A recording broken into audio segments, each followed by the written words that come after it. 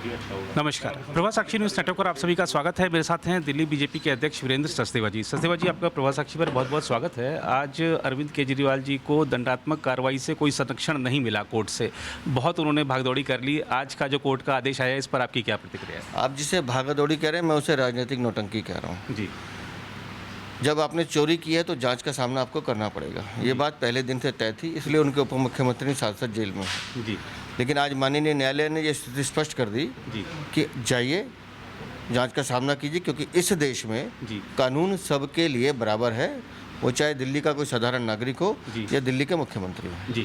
और आप फैसले को अपनी तरह से देख रहे हैं, लेकिन आम आदमी पार्टी ने इसको दूसरी तरह से देखा। उन्होंने कहा कि ईडी का सच सामने आ गया और वो गिरफ्तारी इसे नहीं करेगी, ऐसा बात उसने नहीं कही है। तो इसका मतलब ये है कि मोदी जी केजरीवाल जी को गिरफ्तार कराना चाहते हैं। मुझे नहीं लगता कि माननीय न्यायालय ने ऐसा कुछ कहा है। जी आपने भी पढ़ा, मैंने भी पढ़ा है। जी लेकिन अगर वो इस परिभाषा को अपने ढंग से पढ़ना चाहते हैं तो वो स्वतंत्र है। जांच एजेंसी अपना काम कर रही है, सच सामने आएगा। जी। एक चीज़ और, क्योंकि चुनाव का मौसम है, तो आम आदमी पार्टी ने सोशल मीडिया पर एक पूरा कैंपेन चला रखा है। 24 घंटे रोजाना एक चीज़ चल रही है कि उसमें ये बात उनकी तरफ से लिखी जाती है कि जब जब तानाशाह डरता है और तब तब ईडी को आगे करता है, या सिर्फ केजरीवाल से ही तानाशाह डरता है, ऐसा करके उन्होंने एक अभियान चला रखा है। देखिए, मैं कह रहा हूँ ना जी कि उनकी भाषा उनका चरित्र दिखाती है। जी तो उनका चरित्र उनको मुबारक हो। जी आज कानून माननीय न्यायालय का जो निर्णय आया, उससे स्थिति स्पष्ट हो गई है जी कि अरविंद केजरीवाल शराब नीति घोटाले में आपको जांच का सामना करना पड़ेगा, जी। जांच एजेंसी के सामने जाना पड़ेगा। जी। एक चीज़ और, क्योंकि चुनाव का ही समय है, तो कांग्रेस और आम आदमी पार्टी का गठबंधन है यहाँ पर।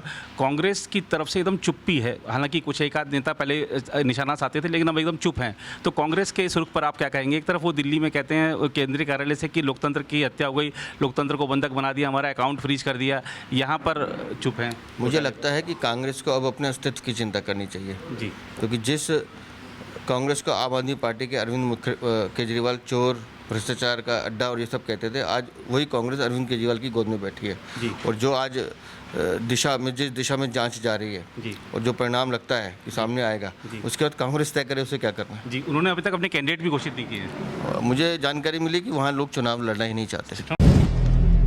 अगर आप भी लेना चाहते हैं देश दुनिया की तमाम जानकारी, तो आज ही सब्सक्राइब करें हमारे चैनल को। साथ ही नीचे दिए बेल आइकन को जरूर दबाएं ताकि हर अपडेट आप तक पहुंच सके।